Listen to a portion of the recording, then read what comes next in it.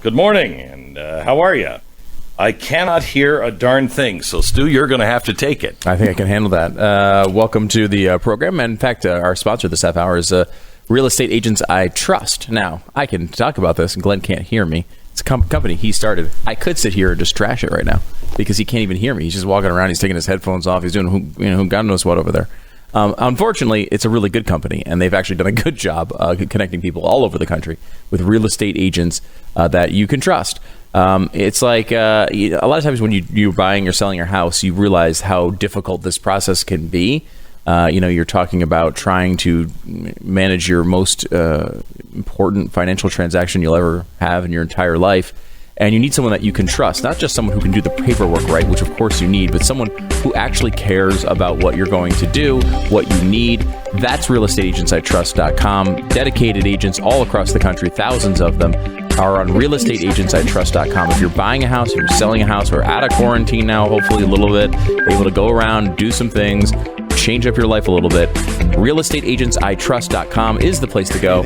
Get connected now. realestateagentsitrust.com.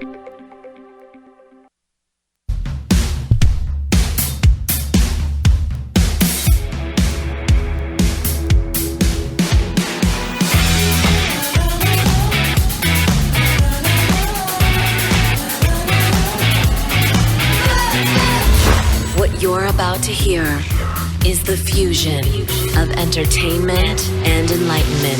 This is the Glenn Beck Program. Hello, America, and welcome to the Glenn Beck Program. Hang on just a second. Would you just call the studio, please? Talk to them. Welcome to the program. We're glad you're here. It is Monday. We're live from the Standing Rock Ranch, and there is a lot going on.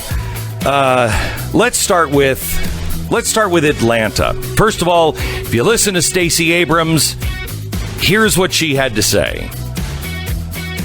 Activists are necessarily calling into question what's actually being done. And what I would say is that there's a legitimacy to this anger. There's a legitimacy to this outrage. A man was murdered because he was asleep in a drive-thru. And we know that this is not an isolated occurrence. We also know that a man taking a taser from a police officer in Pennsylvania resulted in his arrest. But because this person was black, it resulted in his death. Those are conversations that have to be had not only through speeches, but through the decisions made by budget allocations. And I think that's the next conversation we have to have in it. So Stacey says that this gentleman who I've watched the video of, and I feel, strangely bad for everybody involved in this one. But she says that Rayshard Brooks died because he was asleep at a Wendy's. No, that's not why he died. He didn't die because he was asleep at a Wendy's. He was asleep and drunk, intoxicated at a Wendy's. But that's not why he died either. He was drunk. He was asleep at a Wendy's. It took the police officer about, 30 seconds to rouse him. And then he was a little incoherent. Then he was a delightful person. He pulled his car over and he was a really nice guy. He seemed great. Didn't seem like a problem. Talked about his mother. He said he was visiting his mom's grave earlier. It was, her anniversary of her death, I think. It was his daughter's birthday a couple of days before. And the police were really good to him. Nice, very polite. Everything was going fine. He agreed to take a breathalyzer because he smelled of alcohol and was legally drunk. He passed the sobriety test when he walked the line. At least it looked like it to me. Then the police officer who was called in to investigate for sobriety came in and said, look, you don't have to take this breathalyzer, but I'm asking you if you will. He said, fine, I'll take it. So he took it. He failed. He's then put under arrest. And when they put the handcuffs on him or try to, he begins to resist arrest. This is why he's dead today. I don't know if this is something that maybe I was just taught And others just kind of miss this lesson, but don't resist arrest. If they are arresting you, you're going to have to go to jail and you will sort it out. You'll make your phone call and you'll sort it out. If you are resisting arrest, chances are something bad is going to happen. Am I the only one that was taught this? Something bad is going to happen. So, what happens? Well, he resists arrest and they keep saying to him, stop fighting, stop resisting, stop. Now they're on top of him, two of them. I don't know how this guy bested the two of them, but he did. And as he's rolling over and on top of him, he grabs the stun gun and he takes it away from the officer. The officer immediately says, he has my taser. He starts to run. The other cop is running after him. Rashad turns around and shoots the taser at the cop. All right, well, now you're in a whole different ballgame. Now you're not only resisting arrest, but you are now trying to take down another cop. Yes, it is with a taser. That cop goes down and he says, he's got my taser. That's when the other cop draws his gun and shoots, which I would imagine is standard procedure for somebody who has a weapon, a police officer's weapon, because you don't know what's going to happen. When one officer is down, the fear is if an officer is down, somehow or another, he'll go down and grab the gun of the police officer, and then the other officer is done. There was no reason for this to happen. Absolutely no reason for this to happen. This guy was drunk. You roll the dice when you're drunk driving. I mean, you roll the dice with your life and everybody else's life as well. But you also roll the dice that you're going to be stopped and you're going to be arrested. Don't drive drunk. How is it that everybody is upset about this, but where's the Mothers Against Drunk Driving? Here's a guy who is driving drunk. Violation number 1. Violation number 2, he resisted arrest. Violation number 3, he grabbed the officer's stun gun. Violation number 4, he fired it at an officer. What are you going to do? What are you going to do? He shot him in the back. Yeah, he did, which I don't like. But if you watch the video, it all went down. From the time he has the stun gun to the time he's down is what? 3 seconds? From the time the officer goes down to the time that Rashad is shot is about a second. Now, I can sit here in my studio and I'm in the comfort of air conditioning and it's beautiful and I'm not panicked and I watch the video and I think, well, I don't know if I would have done. Well, I don't know if I would have done that. I don't think I would have. I don't know, and I don't think I would have. I wasn't the one with adrenaline pumping. I wasn't the one that was in the situation. I wasn't the one who had my life at stake and my fellow officer's life at stake. I don't know. See, this is the problem. We have so convinced ourselves that we are just horrible human beings, that we're just a horrible nation, and we have horrible cops. And it's not unusual. This is normal. This is normal. You've been told you have been bad for the last, 12 years? You've been told at least for 12 years, over and over and over again, your country sucks. You're racist. You're a sexist. You're a misogynist. You're a homophobe. You're a killer. And the whole time, you've been saying, no, I'm not. No, I'm not.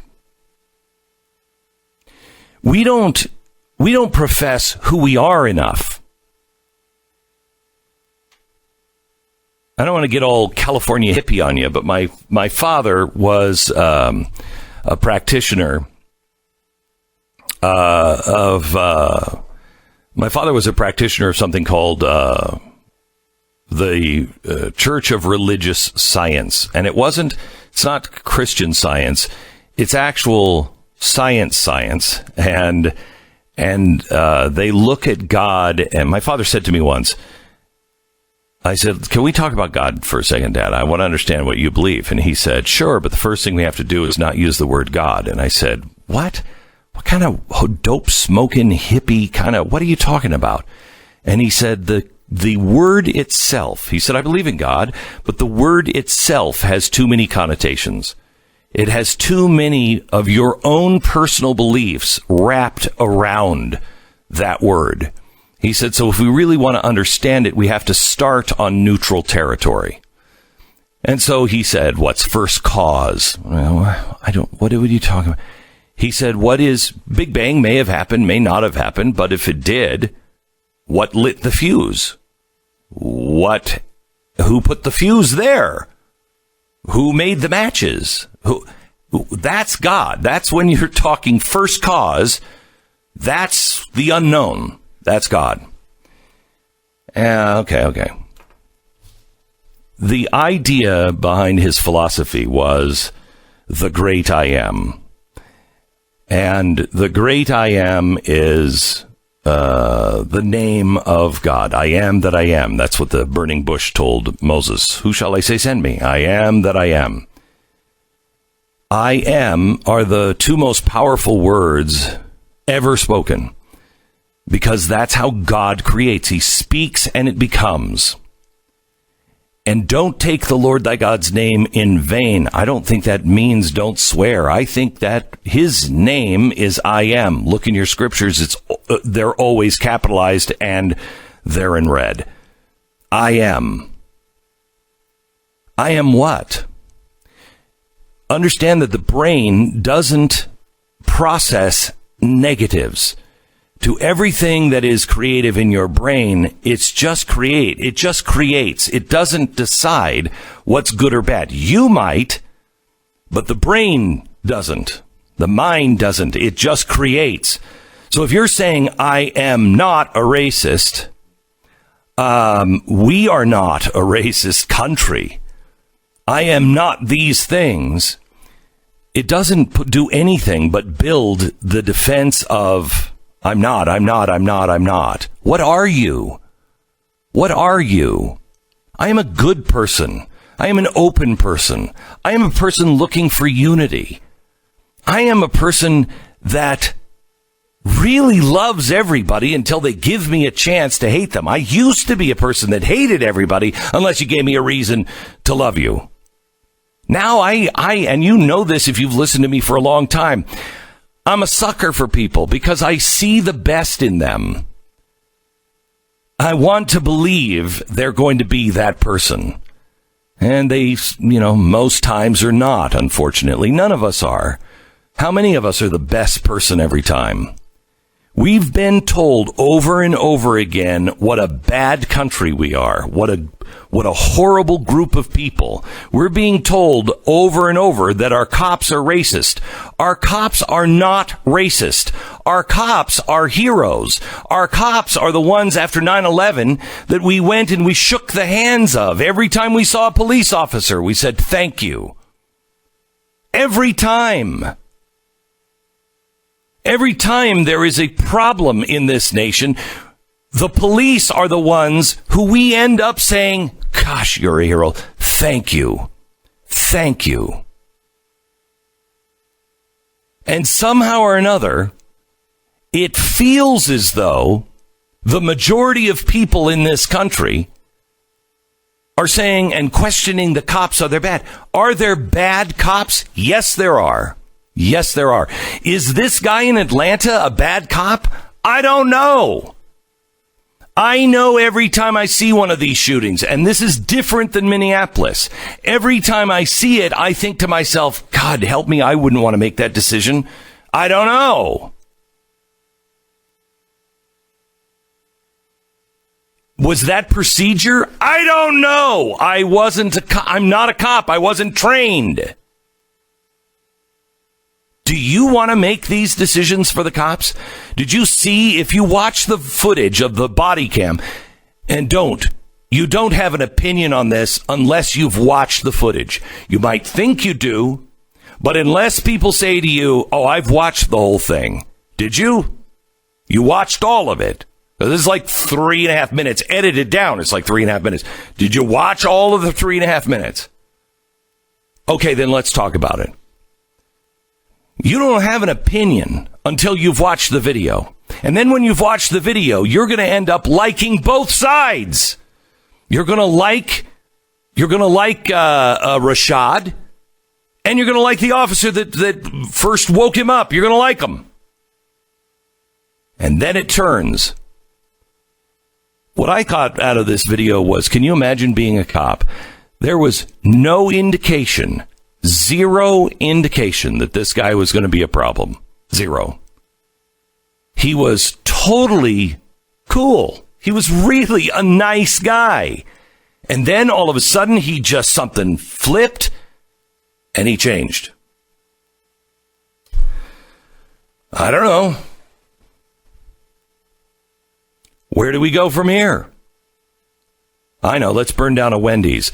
But let's get the milkshakes out first. Our sponsor this half hour is Tecovas. Somewhere in America, within the sound of my voice, there's a man sitting on a lone stool in the middle of a stage, bathed in the cozy heat of the single spotlight, and his fingers they're nimble. They amble over the frets of his guitar and the sound that pours forth on the stage and down the aisles, practiced and sure. He's killing him softly with his song. And he can't see most of them, but he can feel them in that spotlight. He knows what he's giving them, and he knows what they are giving him. And he sits comfortably, feels easy in the limelight because it's not his first rodeo. He worked hard to get there. It's where he belongs. The broad brim of his cowboy hat sits atop the ensemble that's been carefully fashioned to look casual, and capping everything off is the eye-catching pair of Tecovas boots. He wears them with pride every day, and he wears them on stage. They're fancy boots, but they're not fancy boots. He also wears them out when he's in the truck. He wears them because, like his career, they took a lot of work, and they have integrity. 200 handmade steps of the finest leather. That's a boot. That's a Tecovas boot. Tecovas, TECOVAS.com/Beck. That's Tecovas.com/Beck. Western goods for your frontier. We pause for 10 seconds. Station ID.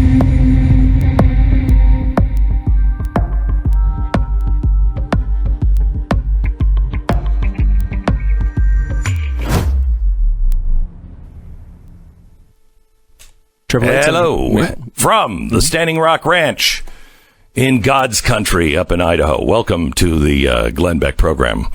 We're glad that you're here today. Thank you so much for listening. One of the things I really thought about this weekend as I was getting ready for our July 4th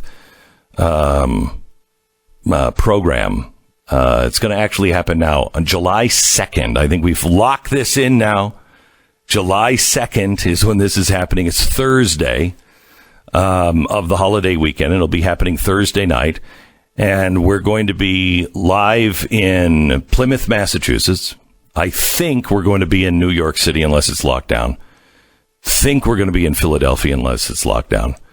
And live from the ranch. And we're going to be talking about the American Covenant.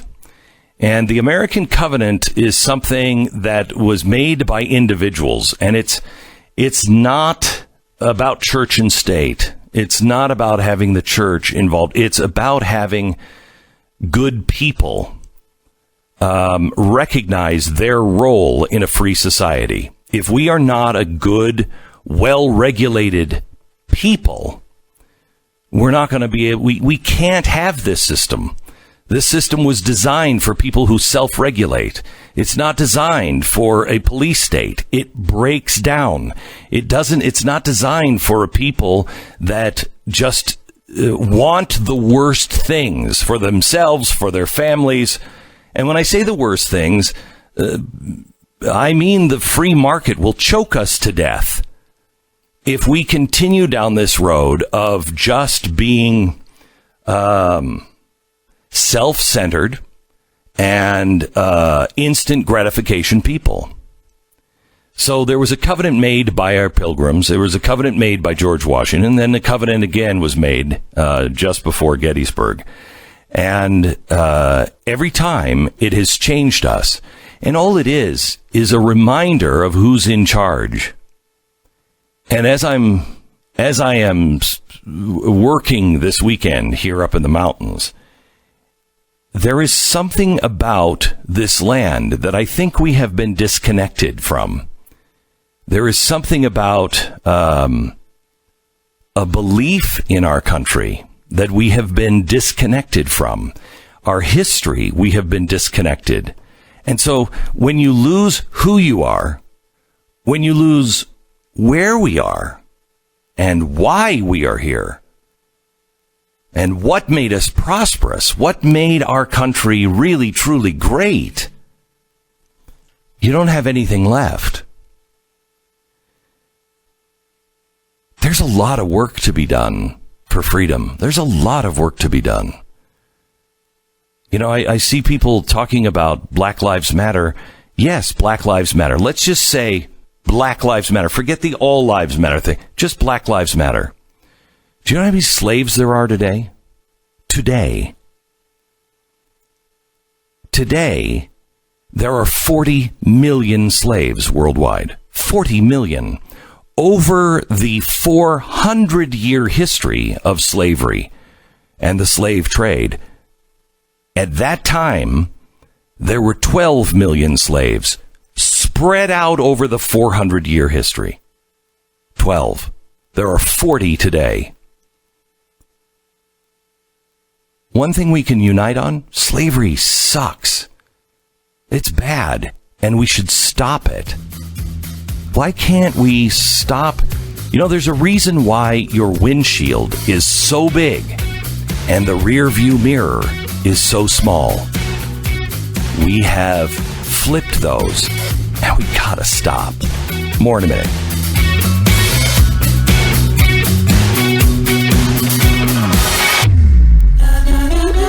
This is the Glenn Beck Program.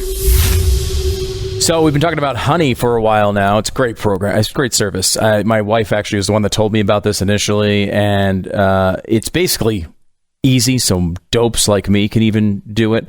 You just get it on your computer. It's an extension to my browser. They make it really easy to install.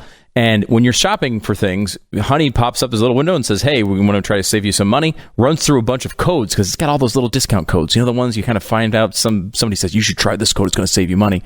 They're already built into Honey. So they just try all the codes all at once. I've had times where I've gone to a site with a code, and then Honey has a better code that saves me even more money. They have Walmart, DoorDash, Home Depot, Lululemon, Macy's, a whole lot more.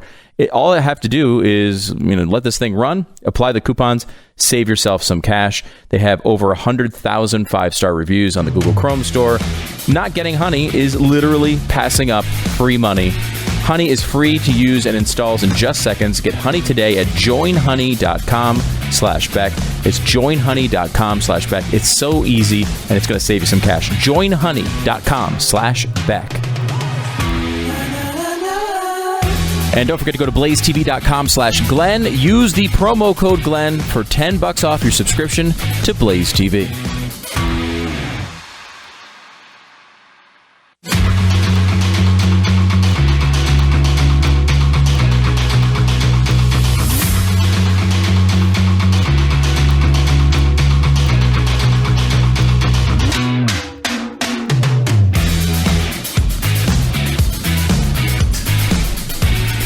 Oh, yeah, dog. Welcome to the Glenn Beck program from the Standing Rock Ranch. We're glad you're here. Pat Gray is joining us now from the Pat Gray Radio Roundup with his Cowboy Orchestra, and we're We're glad that he's here. You can get the Pat Gray Adventures from the Trail wherever you find podcasts. Wow. Hello, Pat. How are you? Hello, Glenn. I'm good. I'm really good. Good. I'm really good. Hey, I've got a question, and Pat, I need your help on this one because I don't know if you saw, Spongebob SquarePants has been declared gay by the creators now. Yeah, I did see that. So he's gay. He's officially out, and he is officially gay. Spongebob SquarePants. Does he? Do you have genitals? Not that I've seen. I've never. I mean, he has a butt. They've revealed that in several episodes. I've never actually seen. They don't seem to indicate that he has genitals at all. Doesn't matter. Okay. Doesn't matter. It's what he feels he is. Oh, okay, gotcha. So, anyway, so SpongeBob SquarePants, and so I think we are really. I mean, HBO is doing. They're canceling Gone with the Wind and everything else. I think Stu needs to be our gay character. I think we should announce that Stu is gay. Okay. He's married to a girl, but, I mean, that's just a beard, obviously. I can ask her if she wants to change her identification. Okay. If we could... she could identify as a man. Yeah, right? then I'll be gay. Yeah. All right. I like that. Okay, good. It'll protect us, too. Okay, whoo! Now we're protected from the mob. There's not going to be a problem now. They'll be on our side. As CNN found out this weekend, you say enough nice things about the mob, and they're going to completely leave you alone. Well, other than I don't the know beatings they administer. Other than those. Well, yeah. And, CNN is all worked up about they broke our camera. They broke our camera. Yeah. Yeah, have you seen what they've been doing to the streets? Right. All of a sudden, CNN is like, well, they may not be who we thought they were because they broke our camera. Yeah, here's what's going to happen. If these guys get control, they'll drag you in the middle of the streets and they'll beat you to death. That's what's going to happen if they get control. They don't like you, CNN. Nobody likes you. Nobody likes you. Even when they're doing their bidding, they still don't like them, which is pretty amazing. Pretty amazing. Hey, Nancy Pelosi, all these people they just all think that they're going to be totally fine, playing with that. Antifa doesn't like you. Antifa doesn't want you. No, all these people are so stupid. The other thing that's Useful interesting idiots. is the Black Lives Matter situation that everybody's jumping on that bandwagon now, and nobody knows what the group... You got to separate the principle. And yes, of course, obviously, Black Lives Matter. I don't know anybody who's ever said they don't. I don't know anybody like that. So, yes. David Duke. Okay, maybe. I don't know. Has he even said that? Yeah. I don't know. Woodrow Wilson. Okay, yes, he did. Okay, but he's long gone. Sanger, Margaret Sanger. Okay, that's, another good one. Okay. I could. They're all Democrats, they seem, but I could continue, but I won't. Go ahead. But if you're to look at their website, they don't, I mean, like BYU's football team went out and did this big thing that seems to be, the non-racist thing, which we all agree with. But if you're talking about black, you got to separate the Black Lives Matter principle from the Black Lives Matter group. Because the Black Lives Matter group are a bunch of extreme left-wing ideologues who want illegal immigration. They want illegals to be made citizens. They want continued abortion on demand. You're not hitting the big ones. Yeah. They want reparations. They want their own separate nation. They want an end to capitalism. Right. They want an end to the United States of America. They're all about collective salvation. That whole theme that was, we've exposed as Marxist theology. You've got to look into it, young people. Please, by all that is holy. Please, just look into it. That's all I'm asking. Before you just hook, line, and sinker, buy into it. It's asking too much. No, I had this thought of, and this is a little bit of a radical thought, but I want to run it by you guys just to see. As the gay character on this show, I think you have to listen to me. We do. We do. Good. Yeah. What if you learn, then protest? What if you were to learn about the topic? No. Then protest it. That's what about crazy. those things in that order? Learn. Can I then still? protest. Okay, wait a minute. Can I still take everything that I've learned out of context to protest? Honestly, at this point, I'm willing to entertain that because it would be much better than what we have. Like, there's this video that went around the other day. What that is CNN. Yeah. That's CNN. There was this video that went around the other day of this woman who, the typical thing where you gotta, there's the correspondent that goes into like a college and people who are upset about a topic, and we've seen this from like campus reform, and Ami Horowitz has done this a bunch of times. I'm not sure who did this particular one, but went into a bunch of people and said, hey, how many unarmed blacks are killed by police every year? Mm-hmm. And of course, as you'd expect, as we would all know, without even watching the video, the guesses are all in the thousands and tens of thousands. Right. And the real number is 9, not 9,000, not 900, but 9. That's too many. Again, many of those, by the way, were justified, such as the guy who had previously had a shootout with police, a real shootout. Then this time said he had a gun, was going to kill them. The police killed him, and they realized afterwards, oh, he actually didn't have a gun this time. That's an unarmed shooting of a black man. That counts in that 9. Wow. So some of those are very, very justified. However, no one has an idea who is protesting what the actual situation is. George Floyd is a really bad individual, anecdotal piece of evidence in this debate. He's also a person with individual liberties, and that's a real reason for us to be pissed off about this.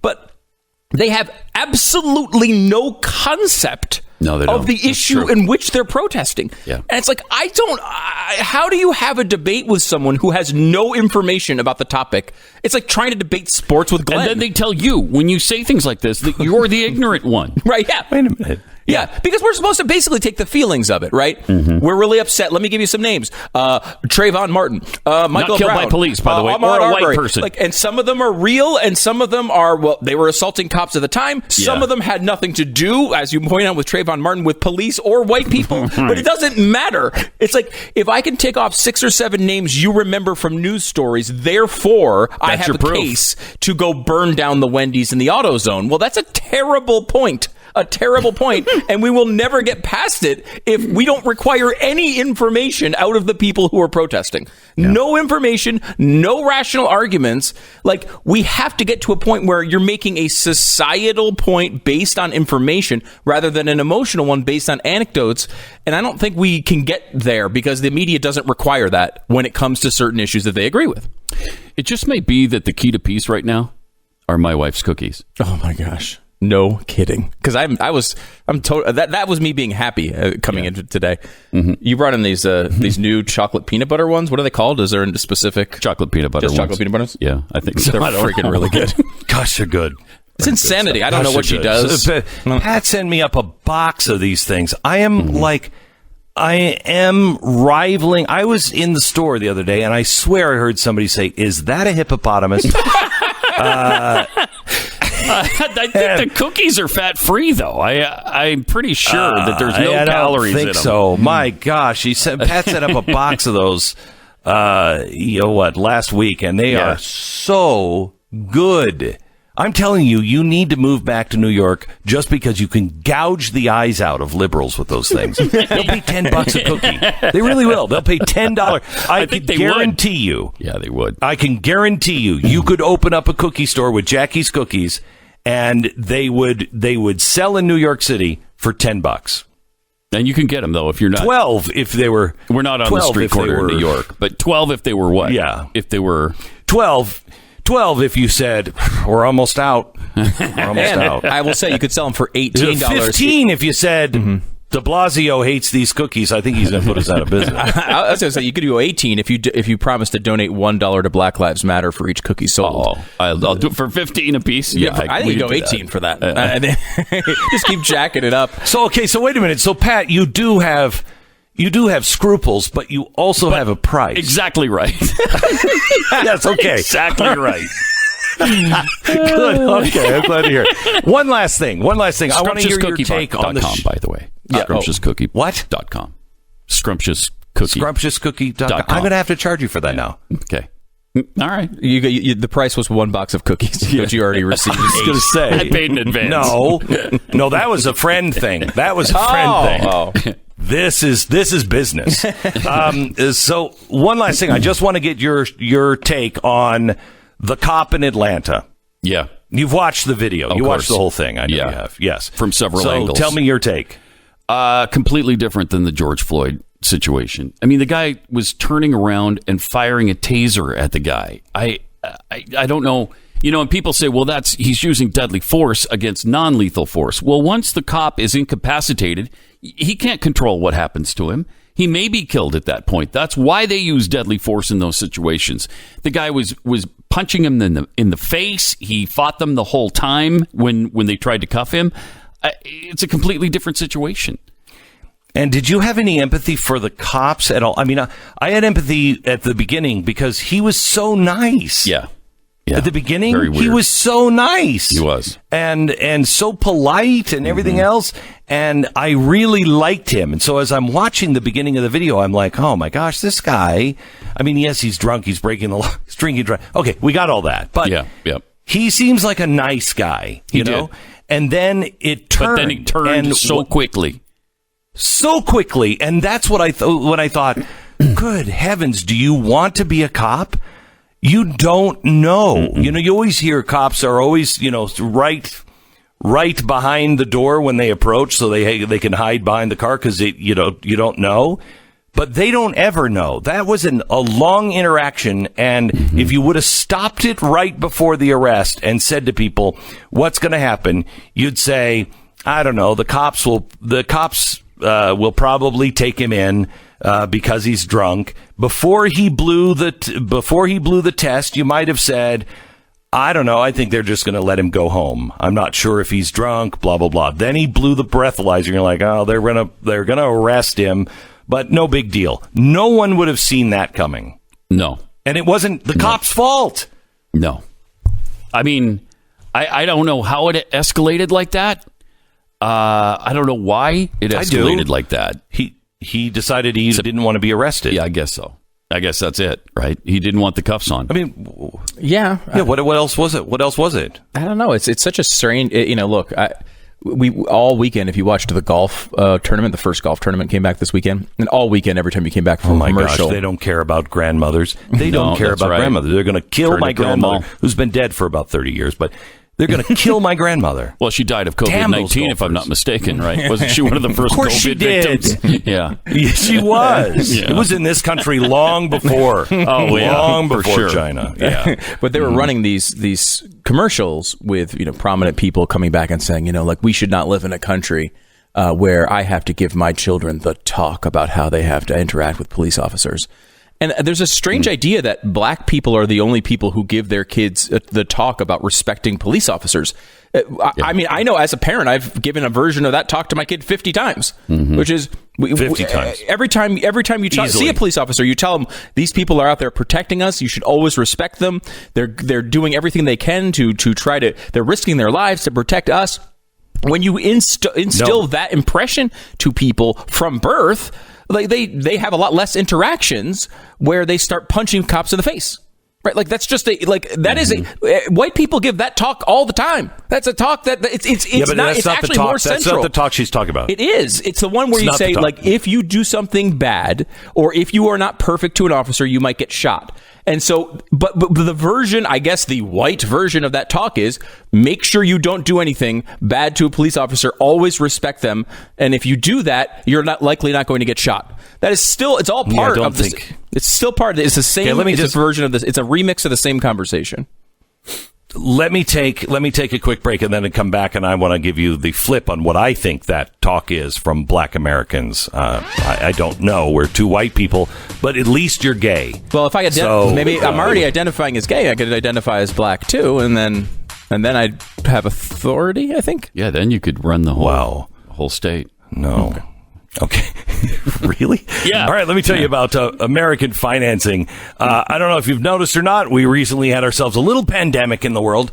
Economic expansion, which had been going full steam ahead for the months leading up to it, kind of went belly up. The economy kind of sucks right now. People have lost their jobs. All those delightful things could pull the rug out from your plans of selling your home. In terms of household finances, if you are sitting there and you're looking at bad situations economically in your household, there is an easy way to reduce money if you own a home, and that is AmericanFinancing.net. AmericanFinancing.net. You call them at 800-906-2440, and they will talk to you about your mortgage. If you're paying more than 4%, you can refi, and that means you'll be able to save hundreds, if not $1,000 a month or more, especially if you roll in all of your credit cards. If you have high interest credit card debt, and everybody does. I mean, they're charging, it's amazing because they'll charge all these banks 0% to borrow the money, but they got to charge between 15 and 22%. You're not going to get out from underneath that, especially with tough times. So please call them now. 800-906-2440. 800-906-2440. It's AmericanFinancing.net. You're listening to Glenn Beck.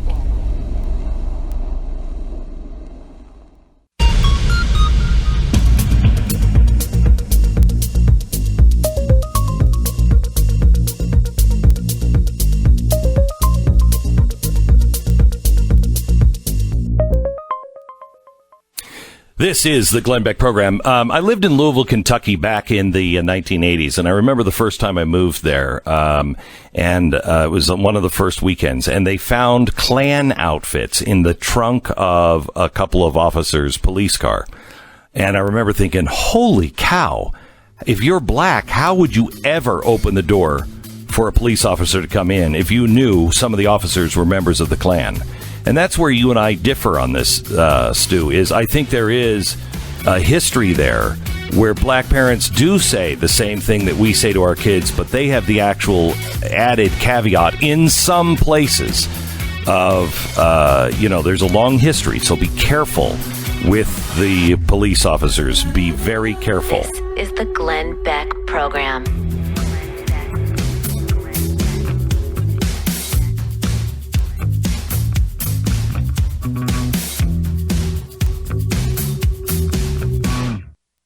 America is ready to get back to work, but to win in this new economy, you need every advantage you can get to succeed. Smart companies run on NetSuite by Oracle, the world's #1 cloud business system. With NetSuite, you're going to have visibility and control over all of your financials, HR, inventory, e-commerce, and so much more. Everything you need, all in one place. So whether you're doing $1 million or hundreds of millions in sales, NetSuite by Oracle lets you manage every penny with precision, and you'll have the ability to compete with anyone, work from anywhere, and run your whole company right from your phone. Join over 20,000 companies who trust NetSuite to make it happen. NetSuite surveyed hundreds of business leaders and assembled a playbook of the top strategies that they're using as America reopens for business, and you can get that guide free right now. Just go to netsuite.com/Beck. That's netsuite.com/Beck. If you don't know your numbers, you don't know your business. netsuite.com/. All right. So I want to talk to you a little bit about Built Bar. Built Bar is I think it's candy bar. My wife insists that it's a protein health bar. Stu's wife insists that it's a protein health bar. Candy bar, Stu? Candy bar for me. Yeah. Protein for her. Candy bar for me too. Yeah, protein for her. They are great. If you are looking for something to power you through the day, Built Bar is great. BuiltBar.com. Use the promo code Beck. You're going to save $10 off your first order. BuiltBar.com. You will love these.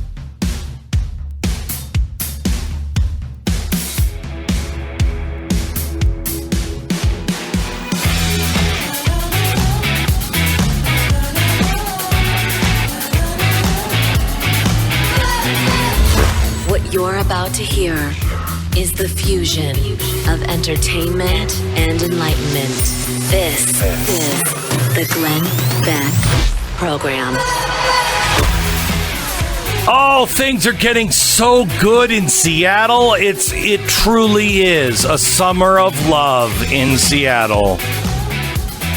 Or the complete opposite. We go to Seattle and tell you how the creep of Marxism and the progressive left are choking your freedom to death. We'll show it to you firsthand. Don't miss us. You miss a minute, you'll miss a lot. We begin in 60 seconds. This is the Glenn Beck program. Well, now you know, Slick, we came out here fixing your engine back there, and I came across a few things we got to take care of. First of all, you got a torn rotator cuff. Excuse me, a what? I told you right now, you got a torn rotator cuff right now, and your defibrillation is completely out, and your blinker fluid is low. My blinker, yeah, you heard me. And it's going to take about $8,000 for you to get out of here. Now, I don't know about you, but I like picking my own mechanic, when something's wrong with my car.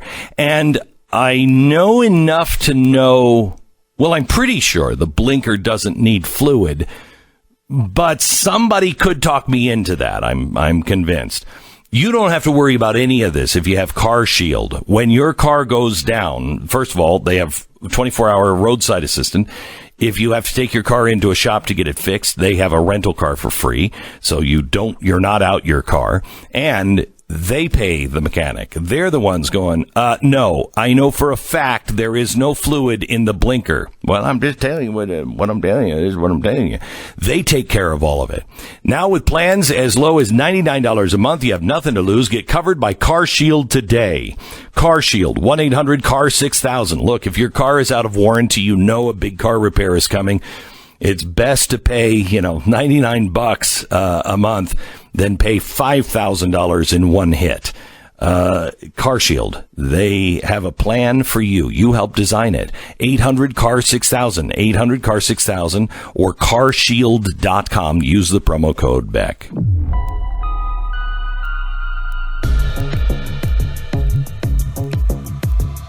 Well, Seattle's Capitol Hill Autonomous Zone, Chaz, which I think is Cher's son, daughter, I don't remember which, but I think that's her. I think that's his name, her name. I'm honestly not trying to be offensive. Born a boy, turned a girl. Born a girl, turned a boy. Which one was it? Born a girl, turned a boy? Stu? Cher. Why am I talking about Cher? I have no idea. Born a girl, I believe, changed to turned a boy. Because it's Chaz. Yeah. Well, I guess, again. Well, Chaz, I mean. Now it's just the name of a new country, but back in the day, I believe it was a boy's name. All right. Well, they've begun reparations, Stu. You'll be happy to know. White members of this new republic, and it's beautiful. It's a summer of love, have been told Friday night that they have to start giving black people at least $10 before leaving the area. So they're in like this park setting. It's very, very nice. And I want you to find, by the time you leave this area, I want you to give $10 to one African-American person from this autonomous zone. And if you think that's difficult, if you think it's hard to give $10 to people of color, to black people, you'll have to think really, really critically about it in the future. Are you going to actually give up your power and your land and capital when you have it? If you have a hard time giving up $10, then you'll have to think again. Are you really down with the movement? Then he goes on to say, white people, I see you. Find an African American. I see you. I see every one of you, and I remember your faces. Wow, that sounds like a threat, doesn't it? Here he is actually giving the speech. I think this is the leader of Chaz. Listen. Okay. I want you to find by the time you leave this autonomous zone, I want you to give $10 to one African American person from this autonomous zone.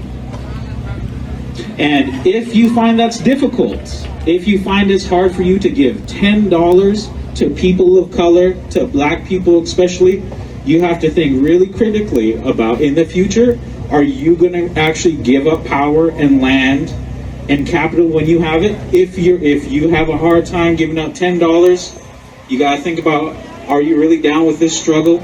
Are you really down with the movement? Because if that is a challenge for you, then I'm unsure if you're in the right place. People are clapping. So find an African American person. The white people, I see you. I see every single one of you. And I remember your faces. You find that African American person and you give them $10. Cash App, Venmo, $10 in your pocket. That's my challenge to you. Unreal. You doing it, Stu? Because I did it. Friday, I did it. I think the solution to all racism is I'm just going to throw money at black people when they pass me. If I think that's just throwing balled up bills will really solve the racism problem. That's good for you. Absolutely buy your way unreal. out of it. Mm-hmm. Wait until you see. These people are Marxists, and you notice he said, if you can't give $10 now, you're going to be able to give up your land and your capital? No, I bought that land. I earned dare you listen to this guy, Mr. I own property. This land is my land. This land is your land, Glenn. This is the autonomous zone. There is no more property ownership. There's no private property whatsoever. You need to understand the new world we're in. Yeah. By the way, this land is your land. This land is my land. This land was made for you and me. That is a Marxist song. I just want to let you know, written and performed by a Marxist. So we also had a really interesting encounter with a street preacher. He came in and he said that this was a Christ zone as well. And that didn't go over well. Elijah Schaefer and his cameramen were there on the streets, and here's what happened. Listen. Right with God. You're joking me around the back. You have to push yourself. Is this a hug? We had this around here. Is this a hug? Put your throat in. It's a hug, buddy. This is a hug. This is a very forceful hug. Yeah, you're right. It's a love hug. Yeah, it's Lord Jesus, give me strength for the back. What does it feel like to get hugged by a homosexual? Does it feel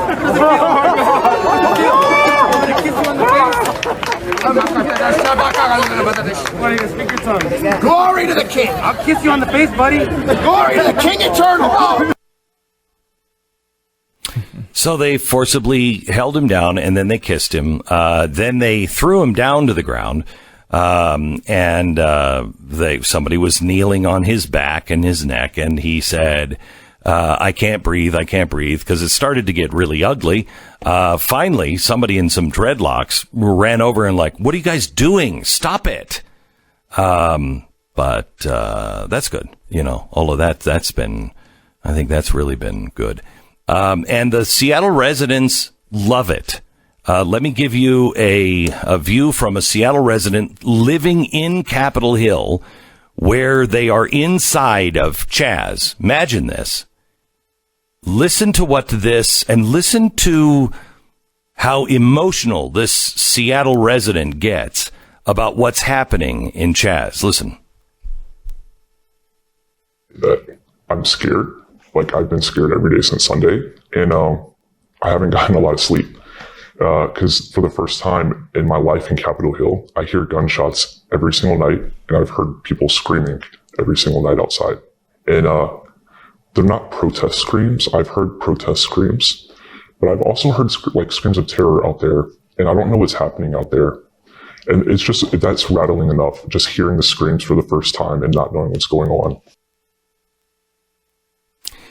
Now, he goes on to say that he called the state. He talked about different things that he had seen going on just from the windows from his house. He said, I am terrified to go outside. This appears to be a younger guy. We blurred his face, so you can't tell. I think the Daily Caller did this interview. But he appears to be a rather young guy, and is afraid, and says his government, he called the governor's office and said, you got to stop this. And the person said, the governor's already spoken out on this. And they said, look, can I just talk to you as a human, please? Human to human. Let me just say, I'm afraid here. And he broke down and started to cry, and he said, the person at the Capitol, the Washington Capitol, said, look, I don't want to make this personal. And he said, But this is personal. My government has abandoned me, and I am afraid for my life. And you're not coming to help. When there are no police, and when the government is corrupt and in bed with those who are looting and stealing, who do you go to? No one. You either die fighting, or you're bending your knee. So which one's it going to be, America?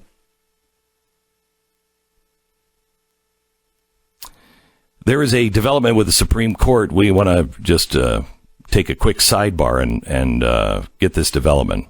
Stu? Yeah, Glenn, a decision just came down from the Supreme Court about a case involving Title VII. The argument was about gay and transgender rights. The ruling comes down, an employer who fires an individual merely for being gay or transgender violates Title VII. As we know, we have a extreme right-wing court who has now come out and decided this in this fashion, a 6-3 ruling.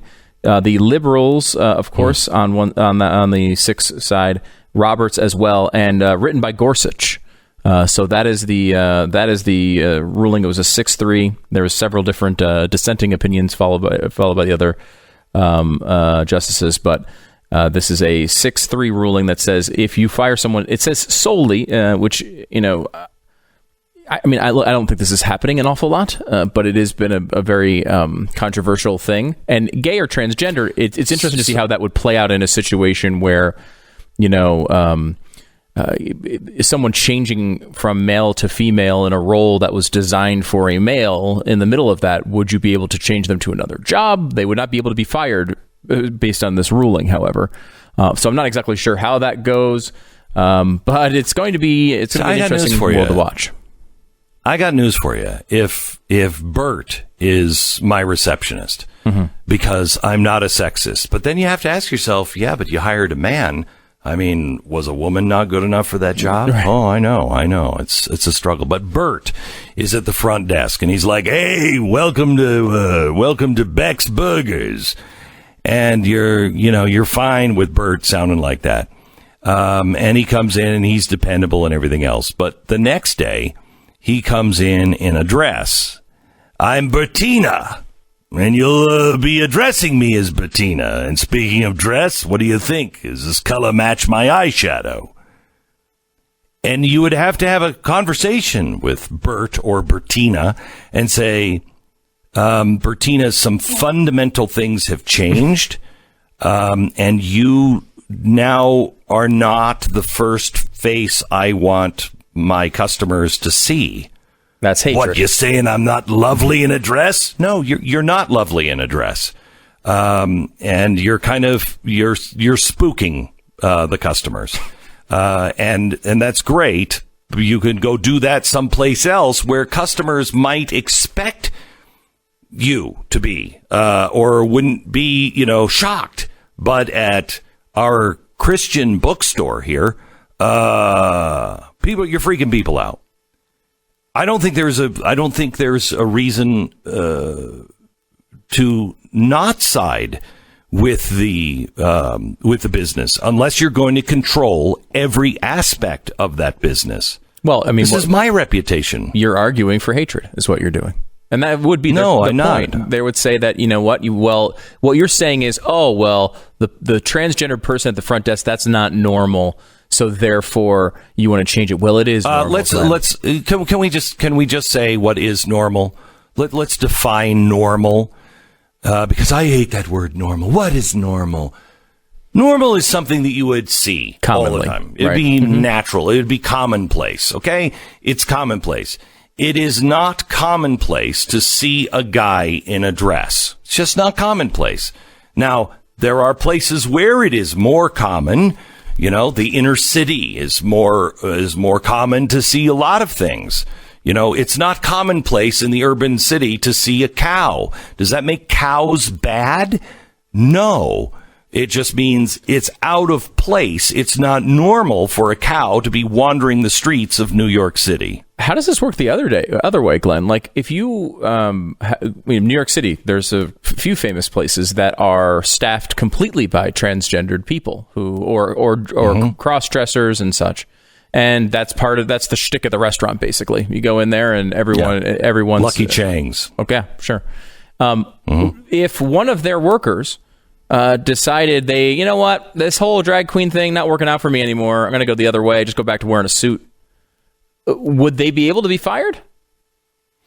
So I think in that case, yes, because you were specifically hired because you were either a transgender or transvestite. But you can't specifically hire someone for not being a transgendered or transvestite. That's against the law. So now, well, if your store was, we're not transgender. The restaurant is the shtick is. I know, but the shtick. I'm actually standing up for the transgender person here. I think you don't even know anymore. I think you are, but I think you're missing that they can't. You can't have that restaurant. It would be illegal. You can't have the "we're not transgender" restaurant. That is exactly what this says. You can have it. But I know, but I'm saying you can have a "I am trans." We are transvestite. You could or transsexual. Can you still? You could. Well, why? See, this is the problem with government getting involved. If you want to have a all transvestite or no transvestite, that's fine. If you don't understand that the change you're making is a big deal, and your employer might say, "I'm sorry, Susan, and I love you as Susan, and I loved you as Fred, but I can't. I don't want you representing my company." Why? Because you hate? No, I don't. But I need every advantage that I can get. And having somebody greeting our customers is not necessarily the best, smoothest transition for the mass population. All right, back in just a second. Boy, is that full of hate speech, isn't it? I should be executed. Rough Greens. If your dog is a part of the family, part of the love and affection of the family, you need to feed them Rough Greens. Rough Greens is a supplement. It's not a dog food, but you put it on top of your dog food, and it totally, it changes them. Uno loves his food now, loves to eat, wolfs it down. And it's because of the additive of Rough Greens. You just sprinkle it on top, and it's like some sort of dog crack, and they love it. But then you start to see the difference in the coat and the eyes, in their activity level. It has changed my dog Uno. I wish you knew him before and you knew him now, because it's a different dog. He has totally changed, and he just feels better. He's active. I want you to go to Rough Greens, RUFFgreens.com, roughgreens.com/Beck, or call 833-GLEN-33, 833-GLEN-33, or roughgreens.com/Beck. We pause for 10-second station ID.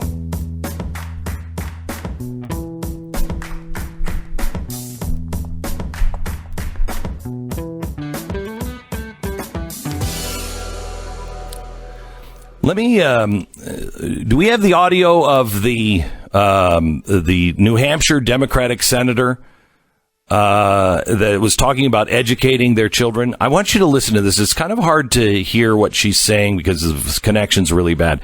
But I want you to hear, this was a conference call, and she was speaking on behalf of a Senate bill that would repeal a law allowing the State Board of Education to create an alternative program for granting graduation credits, which became Learn Everywhere. And I want you to listen carefully to what she's saying. Listen. I think that this idea of parental choice, that's great. If the parent is well educated and has time to review the product, there's some families that's perfect for. But to force that and to make it available to everyone, that kind of direct sale. I just think people are asking for a huge amount of trouble. And okay, stop here. I want you to digest what she said, because she's about to make a big revelation. She said for all parents, not all parents can make the decisions for their children. So what does she mean, not all parents? Wait until you hear who she thinks should not be included to be able to make decisions for their children, because they're just not smart enough. The Marxist takeover continues. This is the Glenn Beck Program. Blinds.com. What stands out to you in a room? I mean, really stands out. Probably a number of things. The decor, the colors on the wall, how the room is laid out. But the window coverings. It could be the nicest room in the world, but if the blinds look crappy, if it looks like Gordon Ramsay came in and said, let's make pasta out of it, you're not going to be impressed. Fortunately, the world is blessed to have Blinds.com operating within our midst. Yes, mere mortals, Blinds.com is here to make it simple, really easy to shop for top quality blinds, shades, interior shutters from your home with online ordering and free shipping right to your door. We just finally got around to ordering the blinds for our cabin up here at the ranch. And we had one of the people working on it. She was just somebody we just called up, from Blinds.com, said we need to talk to an interior designer. Boy, she got it. She could see over the phone. I said, we wanted kind of this color. She sent us color samples and said, this is the one I recommend. It was spot on. They make it so easy. Blinds.com, promo code Beck. Blinds.com, promo code Beck. And don't forget to go to blazetv.com/Glenn. Use the promo code Glenn. You're going to save $10 off your subscription. Do it now.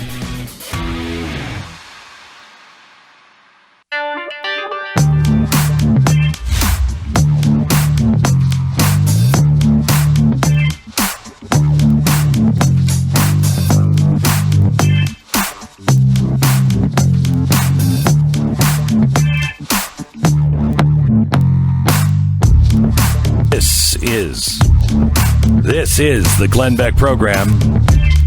We're glad you're here. Thank you so much for listening. So a few minutes ago, I was playing Jean Ditch. She's a state senator in New Hampshire, and she was giving comments during a House Education Committee hearing meeting on Tuesday. And she got up and she was speaking on behalf of a bill that would repeal a law allowing State Board of Education to create an alternative program for granting graduation credits, which was Learn Everywhere. So parents could opt out and say, I want my kids learning over here, blah, blah, blah. And she started to say, as we played a minute ago, that, this is great. This is great for the well-educated parent. But there are some families that's perfect. To make it available to everyone? No, I think you're asking for a huge amount of trouble, she said. Now, you have to remember that we are now into Marxism. We're beyond progressivism. I'm sure she would classify herself as a progressive, but the real goal is to have Marxism. And it allows you to classify people. As Abraham Lincoln said, be careful if you're judging it on color. Well, the person who's just a little lighter than you are will be able to enslave you. Oh, you're basing it on intelligence. Oh, they're not intelligent like you are. Well, be careful, because the next person with a higher IQ is going to come in and can enslave you. So this is the thing that they miss, because there is no one smarter than they are. So she was asked, so wait, is it your belief that only well-educated parents can make the decisions? Listen to what she says here. I would not recommend it. I do think that those are wonderful, and maybe we do a higher amount of them over on this side of the district. I'm in Peterborough, by the way. But I know that money is really the big issue. Okay, so what she's saying here, I don't think we can play any more of this because it's too hard to understand. She's asked, do you believe that it's well-educated parents that can make proper decision and what's best for their children. She says, well, in a democracy, and particularly in the United States, public education has been the means for people to move up to greater opportunities, make more money, for each generation to be able to succeed more than their parents have. My father didn't graduate from high school, so it was really important to me that I went to college. When it gets into the details, would my father have known what courses I should be taking? I don't think so. Again, somebody interrupts and says, well, wait a minute, hang on just a second. Are you saying that parents without college are less fit to oversee their children's education? She interrupts the person and says, if the dad's a carpenter and you want to become a carpenter, then yeah, listen to your dad. Well, one of the people who was in the House said, with all due respect to the senator, I'm a carpenter. And that the idea that she or any other government official knows what's best for me or any member of my family is preposterous. You're talking about allowing only well-educated parents to choose. I may not have a degree, but I can guarantee when it comes to decisions regarding my family's interest, I'm far more educated and capable than any government official ever will be.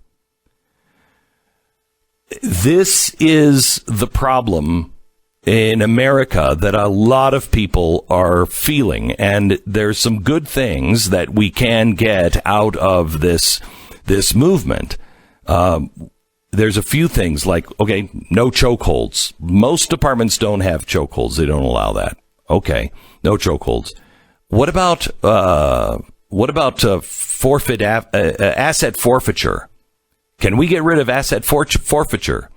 That means the cop can pull you over, take your assets, and they're gone. You don't have a right to them anymore.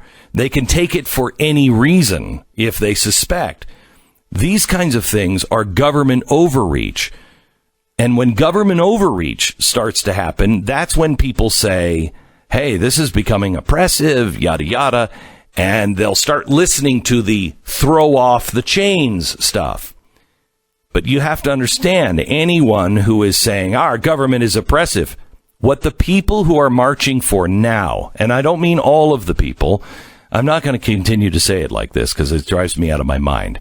It's not all of the people. There are a lot of good, decent Americans that are protesting and they have good intent. Others just want to watch the world burn.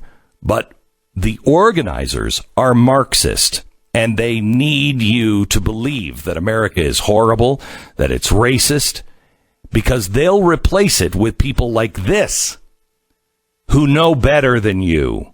We just know better than you. And they are much more judgmental on race and position. I mean, when you are not looking at people as individuals, but you're looking at them just based on race, you have nothing but trouble, especially if one race is the troublemaking race. And remember, tables have turned. Back in, the 1800s and early 1900s, blacks were the problem. They're just a different race. They don't understand. There are things that we just can't even teach them. What are those things? Well, if you don't know, you wouldn't know. Oh, really? Now the tables are turned. Now they want to, instead of fixing racism and working together on racism, no. There are things about white people that they just don't understand, and they never will understand, and they're the problem.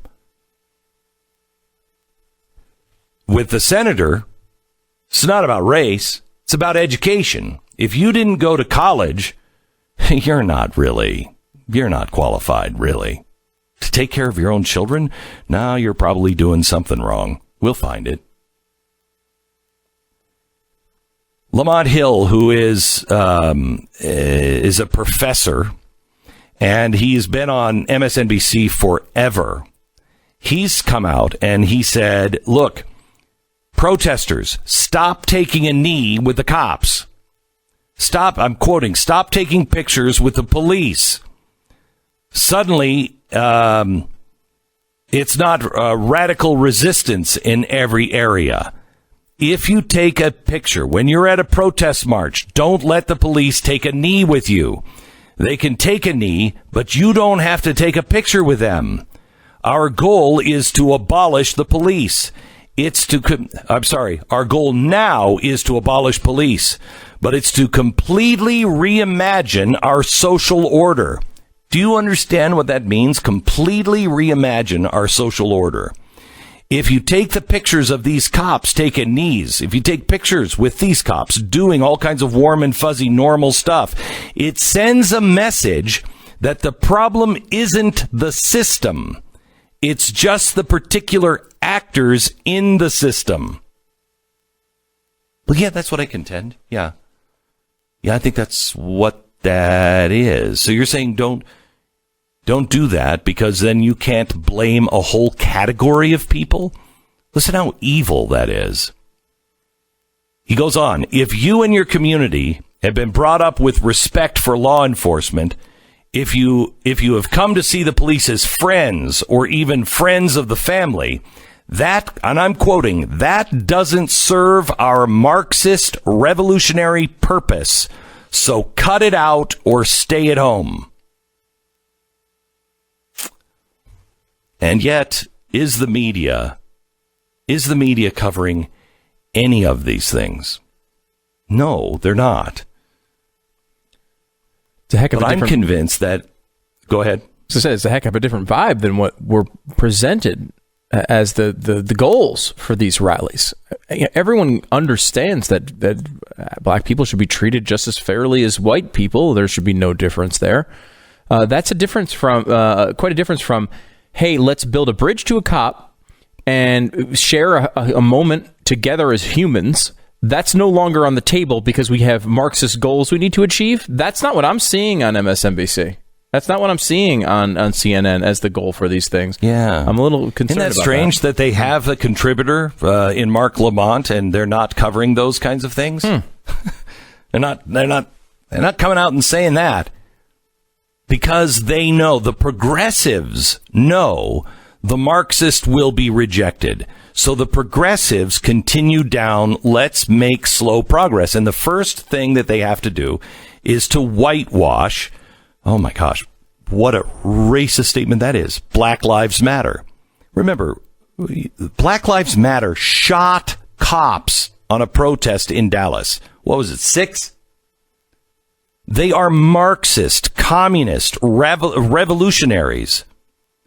They are extreme.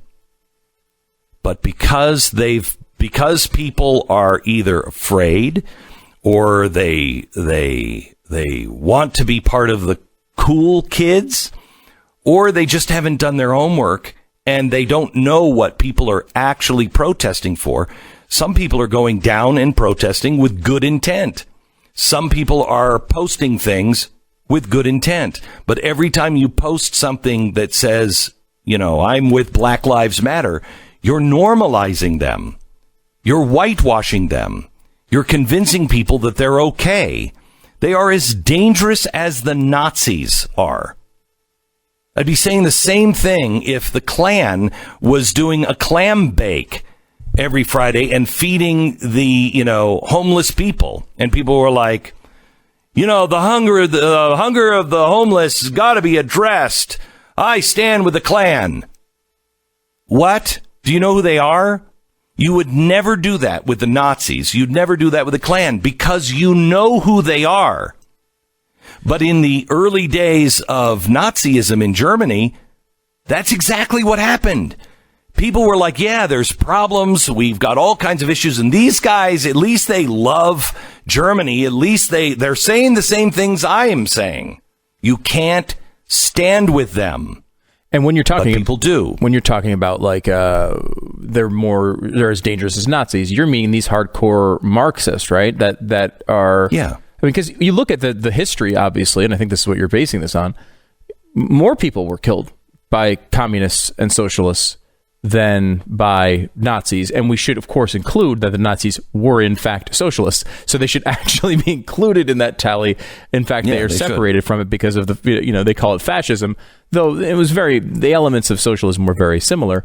And you correctly point out that it's so weird how these things have these ups and downs. Now cops are the bad guys, right? Cops, as you point out, there was a Black Lives Rally march. There was a guy who came out and shot a bunch of cops while that was going on. I mean, certainly the organization didn't come out and say, yes, that was us, but it was during that protest at the time. And a lot of that had to do with it was I watched the Dave Chappelle thing this weekend. Have you seen this yet, Glenn? This yeah. First of all, it's terrible. I mean, Dave Chappelle is an incredibly talented comedian, one of the best of all time. It is a terrible special in which I don't know that he tells a joke in the entire thing. I mean, it's just him yelling at people, and he doesn't seem to know all that much about what he's talking about. But he basically goes through the idea of that Dallas shooting being and I don't want to say, he doesn't say it's justified, but he basically says, look, this is what's going to happen. And of course it's going to happen. And you should know it's going to happen because you've done bad things to black people. Therefore, of course he's going to shoot cops. It's like, well, I don't know how we get there. I mean, remember, 9/11 we were all kind of together and saying the cops and the firefighters were pretty good. I remember during even the COVID thing, the frontline guys, we were all pretty much united saying things were going on. I'm pretty sure the COVID thing's still happening, but back we treat that as an old era of the world. The first responders were in every commercial. And now live PD and cops can't be on the air a couple of weeks later. This is not a sane way to run a civilization. And we've drawn these bizarre lines lately. Yeah, the extremes are always what get us into trouble. The answer is always in the middle of societal whims. All right, let me talk to you a little bit about LifeLock. LifeLock is going to detect a wide range of identity threats. Not only will they alert you, but if you become a victim, they have a dedicated restoration specialist that's going to help work to fix it. That's really the key here. I don't know what to do. They call, if I had some service and they were like, yeah, your identity's been taken. See you later. Okay, wait. What do I do? They have people at LifeLock that are the experts. So you get your life back. You get your name back. You get your credibility back. Damage can be done in such a large degree now.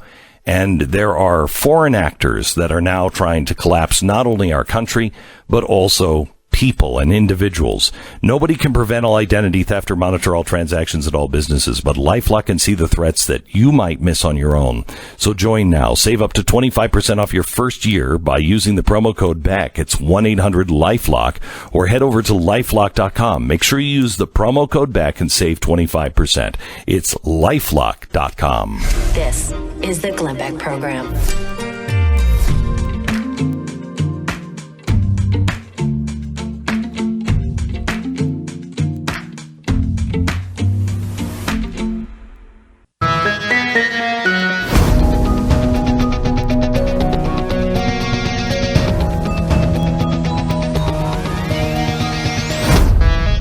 Welcome to the Glenn Beck Program. Let me just tell you quickly about Omaha Steaks. They've got this great deal going on for Father's Day right now. Father's Day packages, ready to order, ready to ship. Free bacon. Oh, my gosh. Free bacon. I mean, you usually have me at free, but free bacon, I'm yours forever. Anyway, Father's Day packages, great for the grill, tender, juicy steaks, burgers, the best hot dogs you've ever had. You can find all of these different packages ready to ship, and many of them are free shipping, and the pound of steak cut bacon. You can visit OmahaSteaks.com. Make sure you type in Beck in the search bar, and you can shop for Father's Day and get all those specials. But when you get to OmahaSteaks.com, use the search bar and just type in the word Beck, and it will take you to all of the radio specials. OmahaSteaks.com. Oh, golly. So we have coming up next hour, we have Dinesh D'souza. Dinesh D'souza, I first really fell in love with his writing when he did a really positive look at America from the eyes of somebody who watched America from the other side of the world. Dinesh D'Souza on what's going on and This socialism is the Glenn next. Beck program.